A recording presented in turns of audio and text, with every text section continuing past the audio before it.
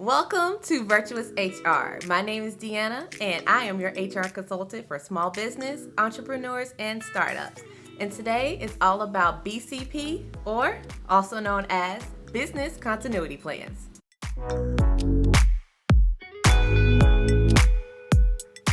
So what is a BCP? The BCP identifies how your business will operate during an emergency. Basically, it's a big book of how-to for what-ifs. Now, it also states who is in charge to make sure that these operations are completed and how these operations will get done quickly so you can get back to business and, of course, making money. Now, what's considered an emergency? Basically, anything that will stop you from making money. But seriously, robberies, floods, vandalism, power outages, anything, literally anything that hinders you from making money and operating your business is what needs to go into a business continuity plan. So the Department of Homeland Security has a basic template for all business owners to use when they do their business continuity plan. It's a basic template. You can use this one. What I go over later in the video is how you can create your own. And there's really only one thing I would take out of here. So let's go over this. It has, of course, your company name and information and the last revision date. I will suggest in the one that I'm about to go over with you to do a revision date or keep up with the revision date. It helps.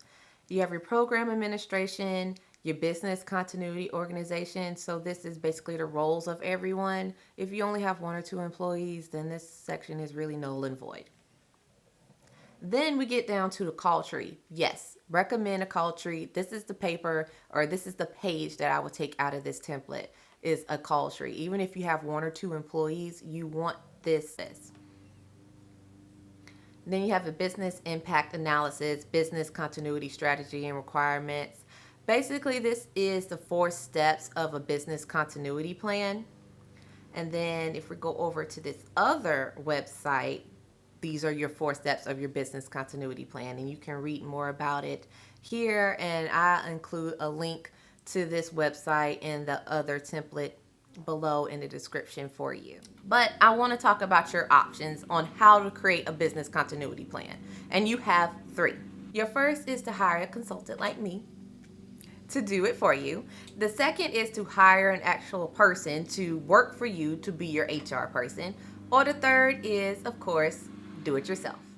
My recommendation for you is, of course, to do it yourself. We want to save time and money here, right? You're a business owner, a small business owner. You're an entrepreneur. You have a startup. You ain't got time or the money to pay somebody, hire somebody, and all that jazz. So, let me show you what I would do.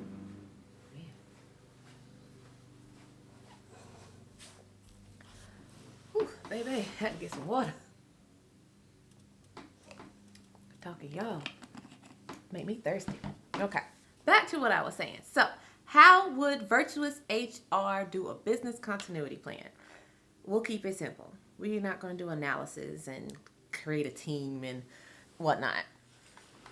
My thought process is everyone that works for you needs to know the processes of what to do during an emergency. So what's the point of a team? There's no point.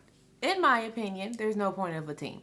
Everybody should be responsible, because what happens when you go on vacation and you're the team and nobody knows where to find the business continuity plan?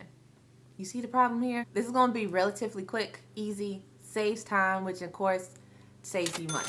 So like I said, the call tree from that business continuity template is a must. Now you can create your own from Word or Excel or Google Documents or whatever you use. You can create your own call tree. Just the call tree is basically making sure that everyone has everyone's number.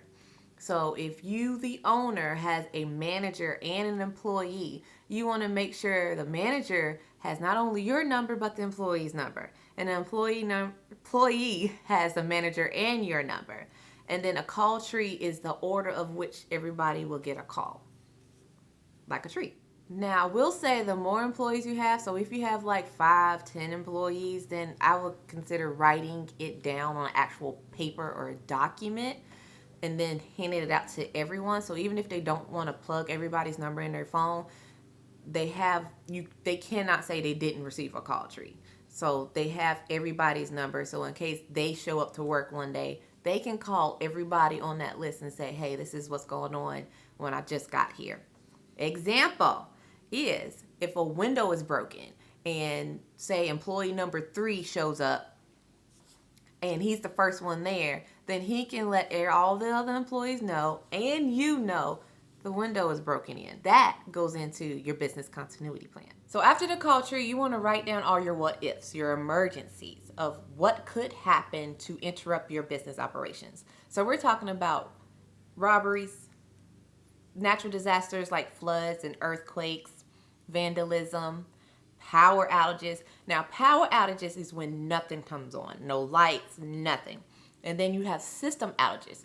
So the power's still working, but say you have a register or a POS system and that system crashes. And it doesn't crash for just a few minutes. I'm talking about hours. Like you on the phone with customer service and they're like, we have to give you a ticket number. Don't you hate that?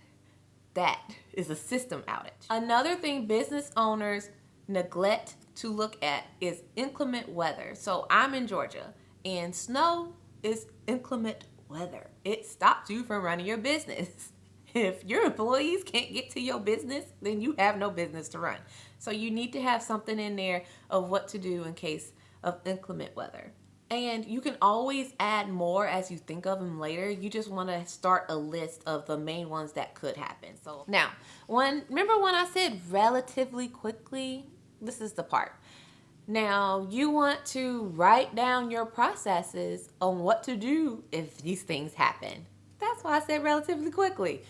It's a lot faster than a business analysis and training a team and all that other stuff. Trust me. So, let's take the power outage, for example. It's the middle of the day and then the power goes out. What should you do? What should your employees do? What happens if there's customers in your office or customers in your store or in your shop? What are you supposed to say to these customers? Are they supposed to leave? Are you supposed to let them sit there and wait? These are the things you need to think about. Now, the best way to do this is while you are working, while you're doing your normal routine, because it tells you exactly what to do. So say you own a restaurant and you come in, you're the first one there, and you walk up to the door. What would you have done if the door was cracked open and there was a break-in? What is your thought process? Or a window was broken out. What are your thought process? Because you can't just open regularly now. You have to think about, okay, we got to clean up this glass. We got to call the police. We got to file an insurance thing. And then your regular customers are coming in. Hey, they want their breakfast. What are you supposed to tell your customers? Are you now doing to-go orders? Ding, ding, ding. Are you just doing DoorDash? You want to keep the money flowing in, but you also want to keep other people safe. So these are some things to think about. So after you wrote down all your potential emergencies and you wrote down the processes of what happens during and after, then you need to type it up, print it out, and put it somewhere where everybody can get to it. No, everybody does not need a copy of it. Good thing we're saving trees. But they need to know where it is, just in case you're not there. I'm pretty sure you want to take a vacation. Okay? I know you're tired. I'm tired. Vacation's okay, even if the vacation is half a day and you just come in for half the day.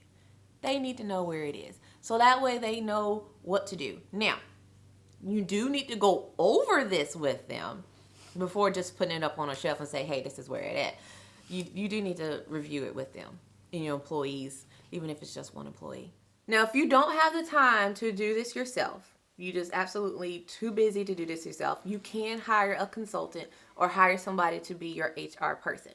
Now, if you revisit my other video of talking about an employee versus an independent contractor, that's what I'm going to discuss now.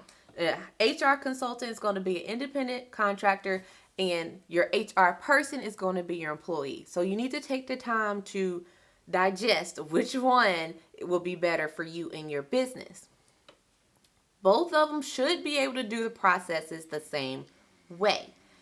That way it frees up time for you to get back to, of course, what you do best, running your business. Now, if you are going to hire somebody, and by somebody I mean an independent contractor, HR consultant, ask them exactly what they will do, because you need to know what is best for your business. Like if you have a restaurant, if you have a automotive shop, you need to know, are they going to come see your operations? Like what is their processes of doing it? Or are they just going to give you a generic template that you could get for free from Department of Homeland Security?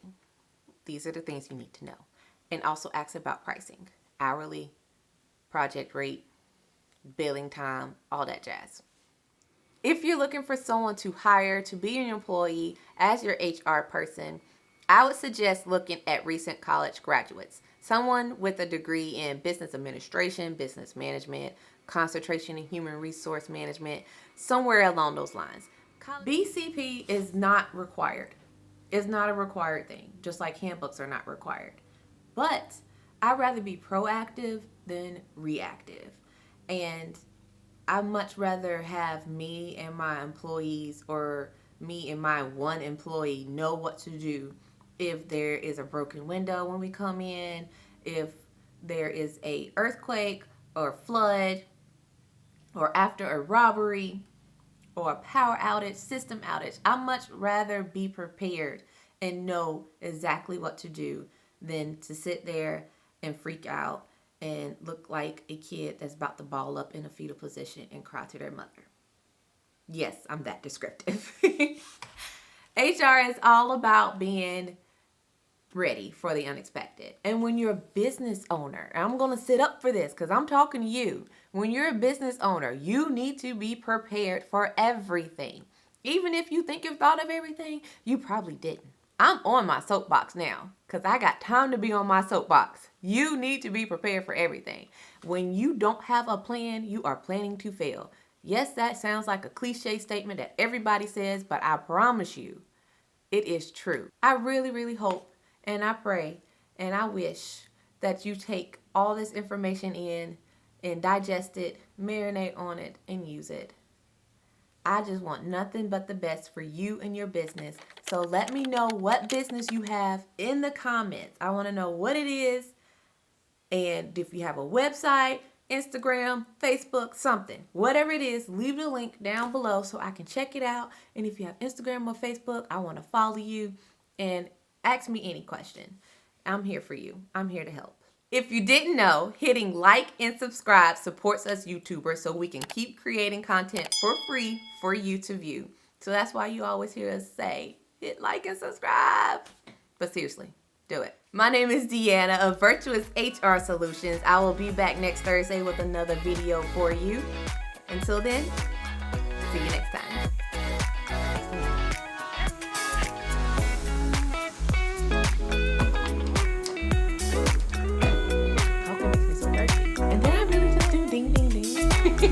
I'm sorry.